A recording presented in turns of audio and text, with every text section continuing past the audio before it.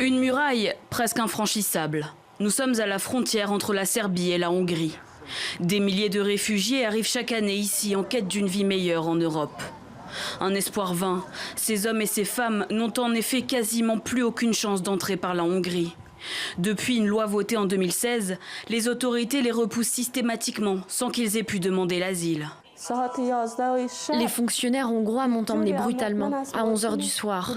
Ils ont pris nos signatures par la force et nous ont ensuite expulsés de force vers la Serbie. Une pratique assumée par le Premier ministre ultranationaliste hongrois Viktor Orban, mais jugée illégale par l'Union européenne.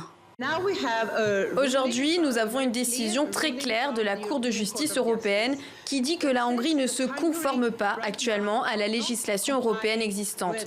Je m'attends à ce que la Hongrie change sa politique et laisse les gens demander l'asile sur leur territoire.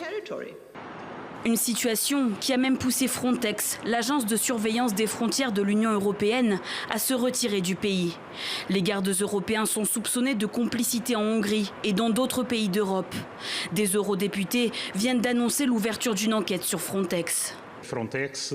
Notre sentiment est que Frontex doit travailler en accord avec les principes fondamentaux du droit européen et nous pensons que c'est une agence très importante.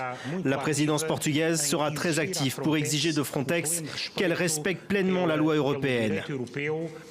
Selon un réseau d'ONG, ces pratiques ne concerneraient pas seulement la Hongrie.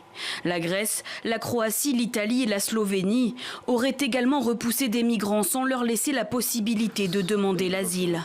900 cas de ce type ont été recensés. L'enquête doit déterminer dans quelle mesure les agents de Frontex ont enfreint la loi européenne.